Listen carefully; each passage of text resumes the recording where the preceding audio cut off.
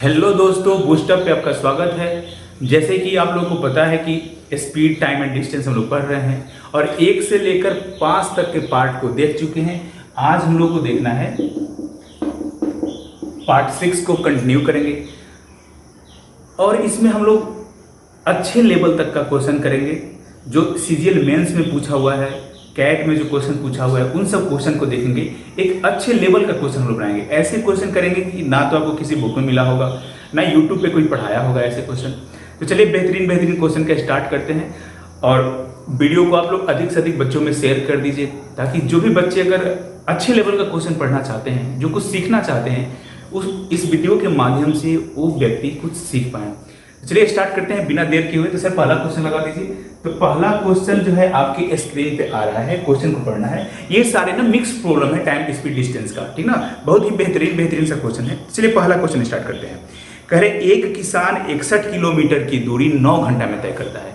अब एक इंफॉर्मेशन दिया हुआ है कि एक किसान जो है 61 किलोमीटर की दूरी तय करता है और कितने घंटे में, तो कह रहा है कि 9 घंटे में तय किया है। यहां तक तो बात क्लियर है। फिर कह रहा है उसने कुछ भाग पैदल द्वारा 4 किलोमीटर प्रति घंटा। कह रहा है कि किसान जो है कुछ भाग पैदल चलता है। अब 61 किलो में से कुछ पैदल चला हुआ है, तो कह रहा है कि पैदल चल रहा है, उसका स्पीड है 4 किलोमीटर प्रति घंटा और शेष भाग को साइकिल से तय करता है और साइकिल का स्पीड है 9 किलोमीटर प्रति घंटा। यहां तक तो बात क्लियर है, ठीक। फिर कह रहा है तो बताइए उसने पैदल कितना दूरी तय किया। अब एक बात समझिए थोड़ा सा, 61 किलोमीटर में से इसको 2 भागों में डिस्टेंस को बांट दिया। कुछ डिस्टेंस ये पैदल 4 किलोमीटर प्रति घंटा के रफ्तार से चला है और कुछ डिस्टेंस यह पैदल साइकिल से 9 किलोमीटर प्रति घंटा के रफ्तार से चला है। अब देखिए यहाँ पे जब भी ऐसा क्वेश्चन रहे तो आप लोग ऐसे क्वेश्चन में एलिगेशन मेथड का प्रयोग कीजिए। एलिगेशन मेथड क्या होता है? होता है क्या कि एक सस्ती वस्तु होता है, एक महंगी वस्तु होता है और बीच में क्या होता है, ओवरऑल कॉस्ट प्राइस होता है। तो इसमें जब लगाइएगा तो एक का स्पीड कम है, एक का स्पीड ज्यादा है और बीच में रखेंगे हम लोग यहाँ पे ओवरऑल स्पीड। तो कहिए सर इसमें ओवरऑल स्पीड तो नहीं दिया है, लेकिन एक इंफॉर्मेशन दिया है। क्या दिया है कि 61 किलोमीटर की दूरी अगर दोनों से तय करता है तो 9 घंटा लगता है। तो यहाँ से हम लोग एवरेज स्पीड निकाल सकते हैं ना। तो कहिएगा कि यहाँ से जो स्पीड आएगा ये हो जाएगा 61/9, ये हो गया किलोमीटर प्रति घंटा। तो ये हो गया इसका एवरेज स्पीड, जो यहाँ पे ओवरऑल स्पीड है इसको बीच में रख दीजिए। तो हो गया 61/9 किलोमीटर प्रति घंटा। अब क्या करते हैं, इसमें से हम लोग इसको घटाएंगे और यहाँ पे लिखेंगे और इसमें से इसको घटाकर हम लोग यहाँ पे लिखेंगे। अब बात ये आता है कि यहाँ पे रेशियो किस चीज का आएगा। तो हमेशा ध्यान रखिएगा कि अगर स्पीड, यहाँ पे स्पीड इज इक्वल टू क्या होता है, डिस्टेंस अपॉन में टाइम। अगर ये स्पीड लेते हैं तो नीचे जो रेशियो आएगा ये टाइम का रेशियो आएगा। अगर यहाँ पे टाइम और टाइम लीजिएगा, अगर यहाँ पे हम निकालना चाहें टाइम इज इक्वल टू, तो क्या हो जाएगा, डिस्टेंस अपॉन में स्पीड। अगर टाइम लेंगे तो यहाँ पे रेशियो जो आएगा स्पीड का रेशियो आएगा। क्या यहाँ तक बात क्लियर है? कोई परेशानी नहीं। चलिए इसको सॉल्व करिए। अब देखिए इसको सॉल्व करने के लिए आप लोग को एक दिमाग लगाना है कि इसमें से इसको घटाना थोड़ा सा टफ है क्योंकि ये फ्रैक्शन में है। अब यहां से नीचे से 9 अगर हटा दें तो इजली वे में घटा सकते हैं। क्या बात समझ में आ रहा है? तो इस 9 को हटाने के लिए क्या कीजिए कि इस टोटल में हम लोग क्या करेंगे कि 9 से गुना, टोटल में 9 से गुना कर दीजिए। तो 9 से जब 4 में गुना कीजिएगा तो ये हो जाएगा 36 किलोमीटर प्रति घंटा। 9 से 9 में गुना कीजिएगा तो 9 9 जा 81, ये हो जाएगा 81 किलोमीटर प्रति घंटा। यहां तक तो दिक्कत नहीं। इसमें जब इसको मल्टीप्लाई कीजिएगा तो 9 से 9 कट जाएगा और बीच में क्या बच जाएगा, 61। क्लियर बात? चलिए अब घटा लीजिए। अब तो इजली वे में घट जाएगा। तो 81 में से 61 चला जाएगा तो 20 और 61 में से 36 घटा लीजिएगा तो 25। इसको काट दीजिए, 4 5 20, ये अनुपात में आएगा और 5 से काटिए 5 के 20 और 50 25। रेशियो क्या निकल गया, 4:5 का रेशियो निकल गया। अगर दोनों को जोड़ दें हम कि पैदल अगर चलने में 4 घंटा लगता है और साइकिल से चलने में 5 घंटा लगता है तो ओवरऑल टाइम कितना लग गया? अगर दोनों को जोड़िएगा तो 9 घंटा लगा है। अब क्वेश्चन में भी दिया है कि दोनों को टाइम 9 घंटा ही लगता है। क्लियर है? मतलब 9 का मान 9 है, कितने गुना ज्यादा, 1 गुना ज्यादा। मतलब कह सकते हैं इसको पैदल चलने में 4 गुना 1, मतलब इसका 1 गुना कर दीजिए 4 का तो कितना हो जाएगा, 4 घंटा ही लगेगा। अब कह रहे हैं कि पैदल कितना दूरी तय किया है। तो मुझे एक छोटा सा बात बताइए कि पैदल चलने का स्पीड है 4 किलोमीटर प्रति घंटा और इसे 4 घंटा अगर समय लगा है, पैदल चलने का स्पीड निकाल सकते हैं, सॉरी डिस्टेंस निकालना है ना, तो डिस्टेंस निकाल लीजिए। Distance is equal to speed into time. Speed है 4, समय भी 4 लगा है, तो कितना चलेगा 16 किलोमीटर। क्लियर बात यहां तक, किसी को कोई दिक्कत नहीं। चलिए सर नेक्स्ट क्वेश्चन लगाइए। तो अगला क्वेश्चन आपके स्क्रीन पे आ रहा है, क्वेश्चन को देखिए। कह रहे एक किसान 188 किलोमीटर की दूरी, डिस्टेंस दिया हुआ है, डिस्टेंस क्या है, कह रहे कि डिस्टेंस जो है ये 188 किलोमीटर है। यहां तक बात क्लियर है।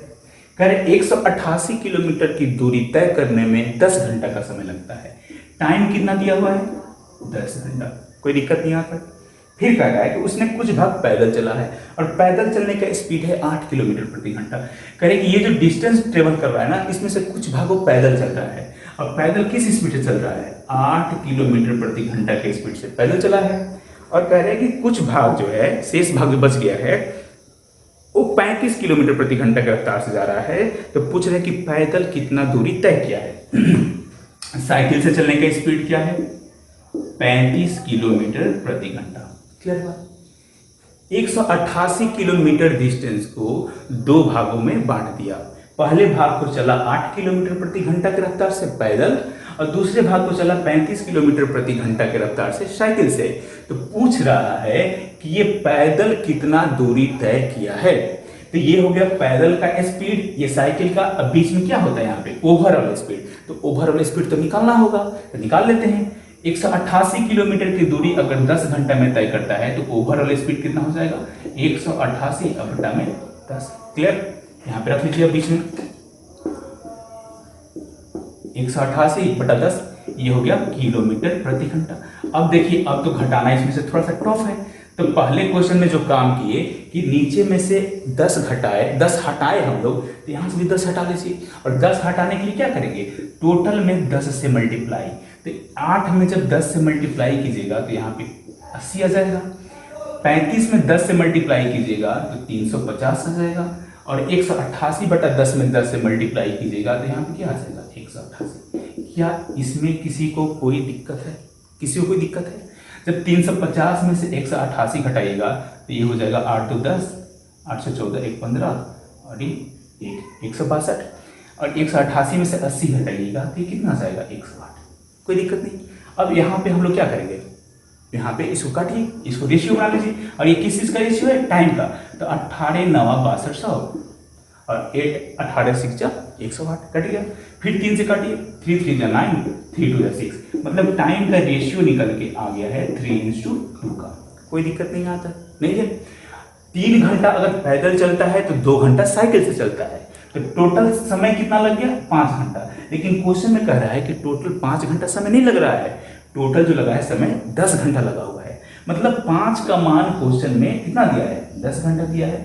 इससे कितना गुना ज्यादा है, तो कहेगी सर इससे 2 गुना ज्यादा है। मतलब कह सकते हैं कि पैदल चलने में 3 घंटा जो लगा है ये 3 घंटा नहीं है, इससे 2 गुना ज्यादा।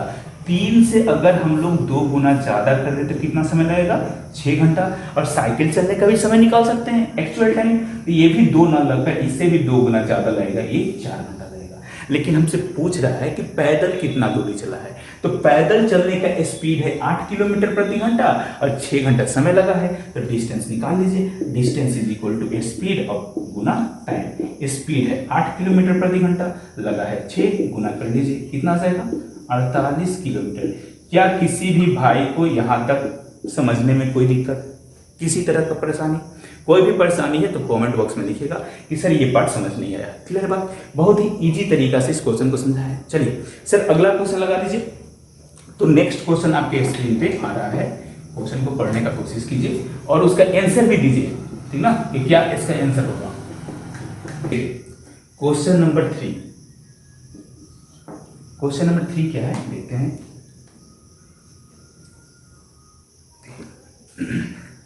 कह रहे कि एक व्यक्ति को 240 किलोमीटर की दूरी 4 घंटा में तय करना है। क्या दिया है, किसी व्यक्ति को 240 किलोमीटर की दूरी कितने समय में 4 घंटा में तय करना है।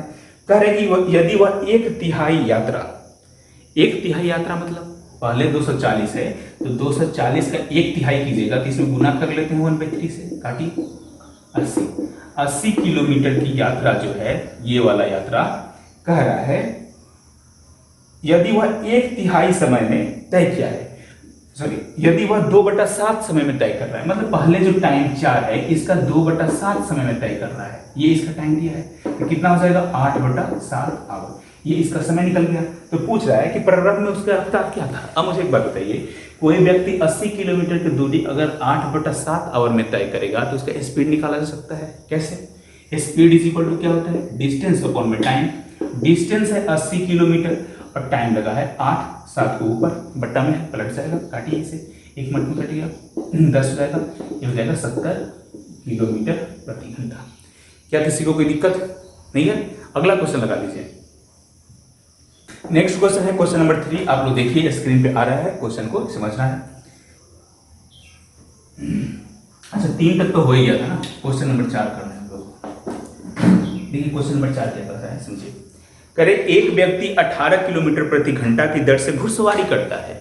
अब इस बंदे को घोड़े चलाने का शौक है, घोड़े चलाने का स्पीड दिया है, वो भी घोड़ा स्लो नहीं चला रहा है, 18 किलोमीटर पर आवर के स्पीड से घोड़ा भगा रहा है, कह रहा है लेकिन प्रत्येक 7 किलोमीटर पूरा होने पर घोड़ा बदलने में 6 मिनट की लगता है। अभी क्या कर रहा है, कह रहे कि 7 किलोमीटर जाता है और रुककर घोड़े को बदलता है और घोड़े को बदलने में 6 मिनट का समय लगता है। क्या बात सुना रहा है? कह रहे एक व्यक्ति जो है 18 किलोमीटर प्रति घंटा की रफ्तार से घोड़ा दौड़ाता है और प्रत्येक 7 किलोमीटर की दूरी जाने पर 6 मिनट का विश्राम करता है। किस लिए विश्राम करता है? घोड़ा बदलता है, हर एक 7 किलोमीटर पर घोड़ा बदल देता है। बड़ा रईस है भाई। फिर कह रहा है कि 90 किलोमीटर की दूरी तय करने में उसे कितना समय लगेगा। तो पूछ रहा है कि अगर इस लड़के को 90 किलोमीटर का डिस्टेंस ट्रेवल करना है तो कितना समय लगेगा। अब देखिए सबसे पहले ये करते हैं कि अगर ये बीच में ना रुके, डायरेक्ट अगर चलते रहे तो 90 किलोमीटर की दूरी कितना देर में तय कर देगा, सबसे पहले ये निकाल लेते हैं। तो 18 किलोमीटर प्रति घंटा के रफ्तार से अगर घोड़ा चला रहा है और 90 किलोमीटर जाना है तो टोटल समय कितना लग जाएगा, 18 × 90, 5 घंटा का समय, यहाँ टाइम दे देते हैं, इसे लग गया 5 घंटा का समय। ये 5 घंटा का समय तब लग रहा है जब ये घोड़ा बदल नहीं रहा है, मतलब शुरू से लेकर लास्ट तक एकदम घोड़ा टुडुक टुडुक दौड़ाने चला गया। अब मुझे एक बात बताइए, कह रहे कि प्रत्येक 7 किलोमीटर घोड़ा चेंज करता है तो 90 किलोमीटर जाना है, अब प्रत्येक 7 पे चेंज किया, मतलब पहले 7 चला, शुरू में तो चेंज नहीं करेगा ना, शुरू में तो घोड़ा ले ही लिया है, पहले 7 चला चेंज किया, फिर 7 चला 14 पे चेंज किया, फिर 7 चला 21 पे चेंज किया, ऐसे करते करते जाएगा। तो 7 से डिवाइड करके देख लेते हैं कि कितना बार घोड़ा चेंज करेगा। अब देखिए 12 × 7 = 84, अगर हम 13 से करते तो 13 × 7 = 91, इससे ज्यादा हो जा रहा है ना। तो लास्ट वाले में क्या करेगा, लास्ट वाले में तो पहुंच ही जाएगा, तो घोड़ा चेंज नहीं करेगा, मतलब घोड़ा कितना बार चेंज किया, 12 बार। जब भी इसे काटेगा तो इसे कम आना चाहिए, जैसे 12 × 7 = 84, 12 मर्तबे में जाएगा तो 84, अगर एक बार और लेकर चले जाएं तो 91 हो जाएगा। तो अब मुझे जब बताइए कि जब पहुंच ही गया तो घोड़ा क्यों चेंज करेगा, नहीं चेंज करेगा, उसे पहले ही चेंज करेगा। तो 12 बार घोड़ा चेंज किया और एक बार घोड़ा चेंज करने में 6 मिनट का समय लगता है, तो 12 बार चेंज करने में 72 मिनट का समय लगेगा। अब 72 मिनट को हम लोग क्या लिख सकते हैं, 72 मिनट लिख सकते हैं 1 घंटा और 12 मिनट, यहां तक तो दिक्कत नहीं। तो यहां पे 5 घंटा समय लगा है और 1 घंटा 12 मिनट और एक्स्ट्रा कर लिया, तो टोटल टाइम, क्या बात समझ में आया, टोटल टाइम कितना हो गया 6 आवर और 12 मिनट। कोई दिक्कत नहीं, यहां तक समझ में आया। चलिए सर नेक्स्ट क्वेश्चन लगाइए। तो देखिए क्वेश्चन आपके स्क्रीन पे आ रहा है,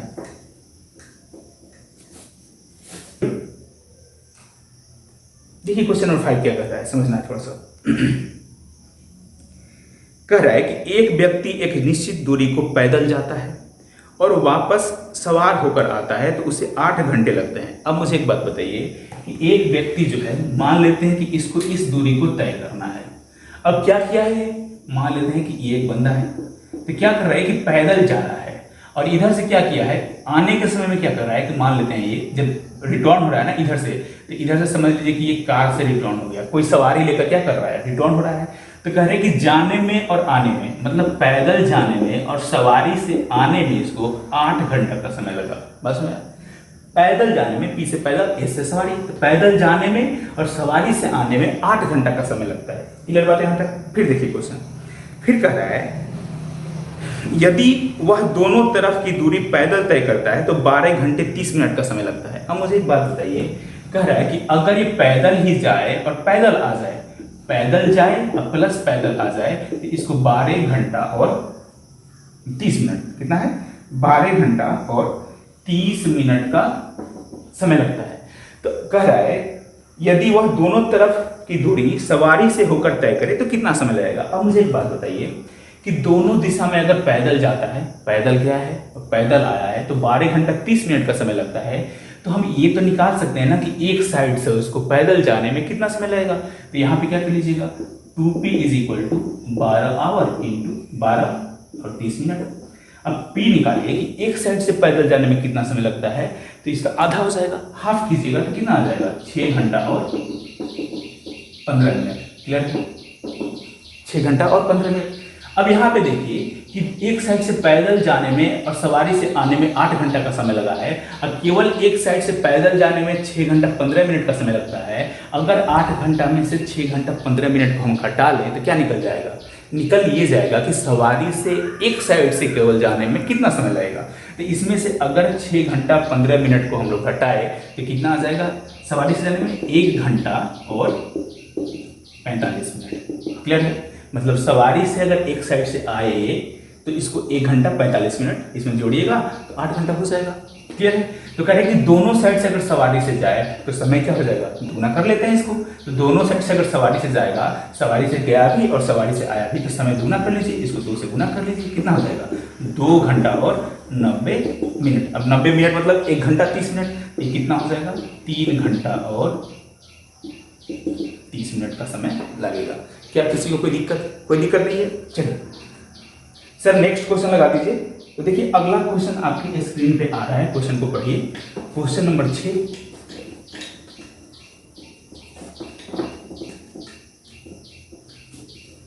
देखिए क्वेश्चन नंबर 6 क्या कर रहा है, समझिए थोड़ा सा। अब ये भी क्वेश्चन जो लिए हैं इस टाइप का ही क्वेश्चन है, इसको आपको सॉल्व करना है। देखिए क्या करें कि एक व्यक्ति एक निश्चित दूरी तक पैदल जाता है और वापस सवार से होकर आता है। क्या कह रहा है कि एक व्यक्ति जो है एक निश्चित दूरी को क्या किया है कि पैदल गया है और इधर से आते समय क्या किया है, ये सवार से आ रहा है, कोई गाड़ी से आ रहा है। तो कह रहा है कि 6 घंटा 30 मिनट का समय लगता है। मतलब पैदल जाने और सवारी से वापस आने में 6 घंटा और 30 मिनट का समय लगा है। फिर कह रहा है कि यदि वह दोनों तरफ की दूरी सवार से होकर तय करता है, कहते कि अगर दोनों तरफ की दूरी सवार से, गया भी सवारी से आया भी सवारी से, तो कह रहे हैं कि पहले की अपेक्षा 2 घंटा 10 मिनट कम समय लगता है। मतलब पहले ही जो समय लगा हुआ है इससे 2 घंटा और 10 मिनट कम समय लगा हुआ है। तो 2 घंटा 10 मिनट मतलब लगा है कितना, 4 घंटा और 20 मिनट। क्लियर बात? तो यहाँ पे लिख सकते हैं 4 घंटा और 20 मिनट का समय लग रहा है। अब मुझे एक बात बताइए कि दोनों तरफ सवारी से जब जा रहा है, गया भी और आया भी, तो 4 घंटा 20 मिनट का समय लगता है। अगर हम एक तरफ की बात करें, एक तरफ से अगर केवल सवारी से जाएगा तो कितना समय लगेगा, तो इसका आधा, तो कितना हो जाएगा, 2 घंटा और 10 मिनट। क्या किसी को कोई दिक्कत नहीं? अब देखिए क्या कह रहा है, कह रहे हैं कि यहाँ पे पैदल प्लस सवारी से जाने में 6 घंटा और 30 मिनट का समय लगता है। अब केवल सवारी से जाने में इतना समय लगता है, तो पैदल निकालना चाहे तो क्या करेंगे, इसमें से हम लोग 2 घंटा और 10 मिनट को हम लोग माइनस करेंगे, तभी तो पैदल वाला टाइम निकलेगा। तो पैदल इसमें से घटाइए, तो पैदल से जाएगा तो 4 घंटा और 20 मिनट का समय लगेगा। यहाँ तक तो बात क्लियर है। अब मुझे एक बात बताइए कि पैदल जाने में एक साइड से 4 घंटा 20 मिनट का समय लगता है, और क्वेश्चन में पूछा है कि दोनों तरफ से पैदल जाए, ये ना कह रहा है, क्वेश्चन में कह रहा है कि अगर वो दोनों तरफ की यात्रा पैदल तय करे तो कितना समय लगेगा। तो क्या करेंगे, अगर दोनों तरफ पैदल जाएगा तो पैदल प्लस पैदल, इसको दुगना कर देते हैं समय को, तो कितना हो जाएगा, 8 घंटा और 40 मिनट। किसी को कोई दिक्कत नहीं? चलिए सर नेक्स्ट क्वेश्चन लगा दीजिए। देखिए अगला क्वेश्चन, अच्छा अगला क्वेश्चन लगाने से पहले एक कंसेप्ट पहले समझ लीजिए, उसके बाद हम लोग क्वेश्चन को देखेंगे। चलिए क्वेश्चन हटा दीजिए सर पहले। एक कंसेप्ट है जिसको जानना बहुत जरूरी है। अभी तक आप लोग केवल उस कंसेप्ट को फार्मूला के रूप में केवल बुक में देखे होंगे, लेकिन आप लोग को यहाँ पे रियलाइज होगा कि आखिर में फार्मूला आया कहाँ से है। बस पढ़ लिए होंगे कि S1/S2 is equal to √T2/T1 होता है, लेकिन ये फार्मूला कहाँ से आया है, कैसे ड्राइव होता है, पूरा डेरिवेशन देख लेते हैं। यहाँ पे देखिए क्या कह रहा है, कह रहे मान लेते हैं कि ये डिस्टेंस है। अब यहाँ पे राधा है और यहाँ पे श्याम है, दो व्यक्ति हैं राधा और श्याम। कह रहे हैं कि दोनों चलना स्टार्ट करता है, यहाँ पे इधर से ये चल के आया, राधा यहाँ तक आई, और श्याम क्या करता है, यहाँ से चल के यहाँ तक आता है। सपोज कीजिए जब दोनों मिलता होगा तो मीटिंग टाइम तो सेम होता है, तो ये t समय में जब यहाँ से चल के यहाँ तक आया है और ये भी t समय में यहाँ से यहाँ तक चल के आया, लेकिन दोनों मिल गया। मिलना तो दोनों समय काउंट नहीं किया कि हम लोग कितना देर के बाद, कितने समय के बाद मिले, लेकिन अब क्या कह रहा है कि राधा यहाँ तक मिल गया है तो राधा को श्याम के घर जाना है रिश्ता उस्ता का बात करने के लिए। तो अगर ये श्याम के घर जा रही है राधा, तो अब अपना टाइम नोट कर दिए कि हमें टाइम कितना लग रहा है मिलने के बाद। तो नोट कर दिए कि हमको T1 समय मिलने के बाद श्याम के घर जाने में लगा। श्याम भी क्या करता है कि मिलने के बाद राधा के घर जाने में देखता है कि मुझे T2 समय लगा। क्लियर बात है यहाँ तक? मान लेते हैं कि राधा का स्पीड S1 है और श्याम का स्पीड S2 मान लेते हैं। यहाँ तक तो बात क्लियर। अब देखिए इसमें क्या क्या दिया हुआ है कि राधा यहाँ से चलना स्टार्ट की, श्याम भी चलना स्टार्ट करता है, दोनों एक पॉइंट पे मिलता है। तो जब दोनों एक पॉइंट पे मिलेगा तो मीटिंग टाइम सेम, T1 समय इसको भी, T समय इसको भी, T समय इसको भी। लेकिन मिलने के बाद क्या करता है, अपना अपना टाइम नोट करता है, एक दूसरे के घर जाने में कितना समय लगा। तो मिलने के बाद राधा को यहाँ से श्याम के घर जाने में T1 समय लगता है, और मिलने के बाद श्याम को राधा के घर जाने में T2 समय लगता है। क्लियर बात यहाँ तक? अब अगर हम ये डिस्टेंस की बात करें, ये मान लेते हैं यहाँ पे A डिस्टेंस है, यहाँ पे B है। क्लियर है? ये राधा का घर है, ये श्याम का घर है। तो A से B की डिस्टेंस की बात करें कि डिस्टेंस कितना हो जाएगा, तो मुझे एक बात बताइए कि ये डिस्टेंस यहाँ से यहाँ तक का कवर किया है T1 समय में, राधा कवर की है, और इसका स्पीड क्या है, S1 है। तो कह सकते हैं यहाँ से लेकर यहाँ तक का जो डिस्टेंस होगा ये S1 T1 होगा। क्लियर बात यहाँ तक? श्याम जो है यहाँ से यहाँ तक आया है, इसका स्पीड S2 है, समय T2 लिया है, तो यहाँ से यहाँ तक का हम लोग डिस्टेंस बता सकते हैं कितना हो जाएगा, S2 T2।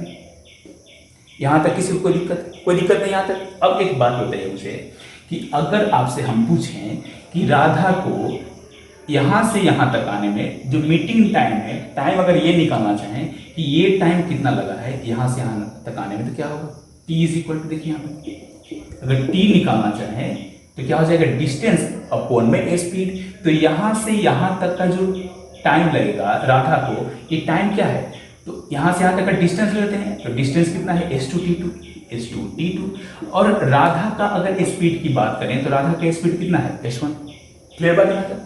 अगर ये टाइम निकालें यहाँ से श्याम को यहाँ से यहाँ तक कितना समय लगेगा, तो श्याम को कितना लगा होगा, तो कहिए कि यहाँ से यहाँ तक का दूरी, तो यहाँ से यहाँ तक का दूरी क्या है, S1 T1। और इसका स्पीड क्या है श्याम का, तो श्याम का स्पीड S2 है। अब मुझे एक बात बताइए कि दोनों अगर टाइम समान है, ये टाइम जितना है ये भी टाइम उतना ही है, क्योंकि दोनों व्यक्ति एक दूसरे पे मिल रहे हैं, तो बताया था कि मीटिंग टाइम सेम होता है, मतलब T और T का मान समान होगा। अगर दोनों साइड का RHS LHS समान है तो राइट हैंड साइड समान हो जाएगा, तो दोनों को समान कीजिए, तो S2 T2 बटा S1 is equal to S1 T1 बटा S2। क्लियर बात? अब इसको जब क्रॉस मल्टीप्लिकेशन कीजिएगा, S2 को इधर लाइए तो क्या हो जाएगा, S2 का स्क्वायर, S1 को नीचे लाइए तो हो जाएगा S1 का square is equal to T1 बटा T2। अब यहाँ से एक चीज हमको निकल गया कि अगर ये स्क्वायर हटाए तो इधर क्या हो जाएगा, रूट। तो ये हो जाएगा यहाँ पे S2 बटा S1 is equal to under root T1 बटा T2। अब इस चीज को आप लोग ये कर सकते हैं कि अगर इधर का मान पलट दें तो अंदर वाला मान पलट जाएगा, और क्या निकल जाएगा, निकल ये जाएगा कि S1 बटा S2 is equal to under root T2 बटा T1। अभी तक आप ये फॉर्मूला केवल किताब में पढ़ते आ रहे थे, रटते आ रहे थे कि इस पे क्वेश्चन पूछता है, बनाना है, लेकिन कहाँ से फॉर्मूला आया है, कैसे फॉर्मूला आया है, पूरा कंसेप्ट आपके सामने रख दिए हैं कि यहाँ से ये फॉर्मूला निकल गया है। अब एक फॉर्मूला पता चल गया। अब क्वेश्चन कैसे पूछेगा, इस पे अब हम समझिए क्या कहेगा क्वेश्चन में, कहेगा कि राधा का स्पीड कुछ दिया होगा। क्लियर है कहे कि यहाँ मिलने के बाद राधा को श्याम के घर जाने पे इतना समय लगता है और मिलने के बाद श्याम को राधा के घर जाने में इतना समय लगता है। तो पूछेगा कि श्याम का स्पीड क्या है, एक का स्पीड दिया होगा दूसरे का स्पीड पूछ लेगा, या एक का टाइम दिया होगा और दोनों का स्पीड, एक टाइम दिया होगा दूसरा टाइम पूछ लेगा। तो चलिए इस पे कुछ क्वेश्चन हम लोग कर लेते हैं ताकि आप लोगों को कंसेप्ट क्लियर हो जाए। क्लियर बात है यहाँ पर? चलिए तो अब सर क्वेश्चन लगा दीजिए, क्वेश्चन नंबर 6 लगा दीजिए।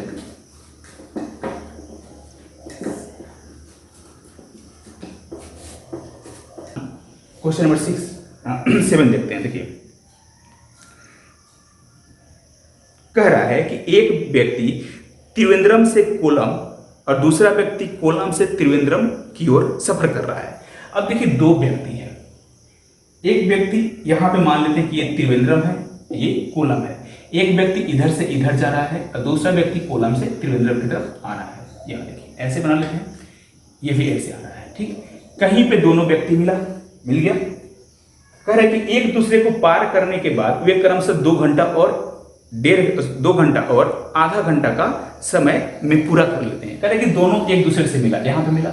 अब इसको कोलम, ये जो कोलम से आ रहा है, इसको यहां से यहां तक जाने में, और इसको जो त्रिवेंद्रम से आ रहा है यहां से यहां तक जाने में स्पीड दिया हुआ, समय दिया हुआ कि इसको यहां से यहां तक जाने में 2 घंटा लगता है और इसको यहां से यहां तक आने में आधा घंटा समय लगता है। तो चलिए सबको लिखते जाते हैं। T1 इज इक्वल टू दिया है 2 घंटा और T2 इज इक्वल टू दिया है 1/2 घंटा। क्लियर बात है? फिर कह रहा है क्वेश्चन में, देखिए कह रहे कि दूसरे व्यक्ति अपनी कार को किस चाल से चलाए जबकि पहले व्यक्ति की कार की चाल 40 किलोमीटर प्रति घंटा है। पूछ रहा है, कह रहा है कि अगर पहले व्यक्ति की चाल, इसका चाल अगर 40 किलोमीटर प्रति घंटा है तो कह रहे कि दूसरे व्यक्ति किस चाल से चलाएगा, इसका स्पीड पूछ रहा है। तो देखिए क्वेश्चन पहले समझ लीजिए। कह रहे कि एक व्यक्ति त्रिवेंद्रम से कोलम की ओर यात्रा कर रहा है, दूसरा व्यक्ति कोलम से त्रिवेंद्रम, कहीं पे मिला। मिलने के बाद ये वाला व्यक्ति यहाँ पे चला गया और ये वाला व्यक्ति यहाँ पे आ रहा है, तो इसको 2 घंटा लगा, इसको आधा घंटा लगा। अगर इसकी स्पीड 40 किलोमीटर प्रति घंटा है तो इसकी जो यहाँ से चल रहा है इसका स्पीड क्या होगा। तो अभी फॉर्मूला बताएं, क्या फॉर्मूला है? S1/S2 is equal to √T2/T1। Clear बात है? S1 स्पीड दिया है 40, S2 फाइंड आउट करना है, √T2 का स्पीड है 1/2 और T1 दिया है 2 घंटा।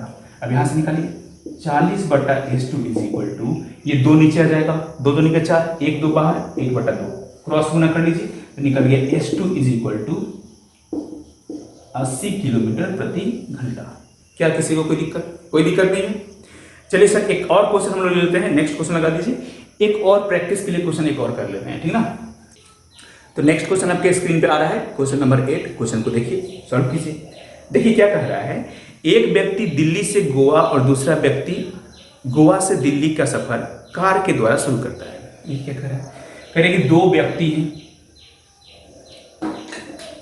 खत्म हो गया लग रहा है कि एक व्यक्ति दिल्ली से गोवा की तरफ जा रहा है, ये गोवा से जा रहा है, दूसरा व्यक्ति गोवा से दिल्ली की तरफ। अब बीच में कहीं पे क्या होता है कि दोनों मिलता है, मिल गया बीच में। फिर कह रहा है कि एक दूसरे को पार करने के बाद वे अपने सफर, यहाँ पे मिला, उसके बाद ये इसको पार करके दिल्ली से जो आया है इधर निकल गया और जो गोवा से आया है ये इधर निकल गया। अब क्वेश्चन में पढ़िए क्या कह रहा है कि कह रहा है कि एक दूसरे को पार करने के बाद वे अपने सफर क्रमशः 4 घंटा और 9 घंटा में पूरा करते हैं। मतलब पहला जो व्यक्ति है जो जा रहा है, इसको मिलने के बाद यहां से यहां तक जाने में इसको 4 घंटा का समय लगा है, और मिलने के बाद जो गोवा से दिल्ली की तरफ आ रहा है इसको यहां से यहां तक आने में 9 घंटा का समय लगा है। तो लिख लीजिए पहले T1 इज इक्वल टू 4 घंटा और T2 इज इक्वल टू 9 घंटा। क्लियर? फिर कह रहा है दूसरा व्यक्ति अपने कार को किस चाल से चलाए जबकि पहले व्यक्ति की कार की चाल 60 किलोमीटर प्रति घंटा है। अब कह रहा है कि पहला जो व्यक्ति दिल्ली से गोवा की तरफ जा रहा है, इसकी कार का जो चाल है ये है 60 किलोमीटर प्रति घंटा। तो पूछ रहा है कि दूसरे व्यक्ति की कार की चाल क्या होगी। क्लियर बात? 60 है ना? हाँ जी, 60 किलोमीटर प्रति घंटा। तो कह रहे हैं कि दूसरे व्यक्ति की कार की चाल क्या होगी। अब फिर वो कंसेप्ट लगा सकते हैं कि जब 2 व्यक्ति मिले, अब मिलने के बाद एक दूसरे के डेस्टिनेशन पर जाने का समय दिया रहे और स्पीड दिया रहे, तो ये फॉर्मूला लगा सकते हैं। क्या फॉर्मूला है? S1/S2 is equal to √T2/T1। Clear है?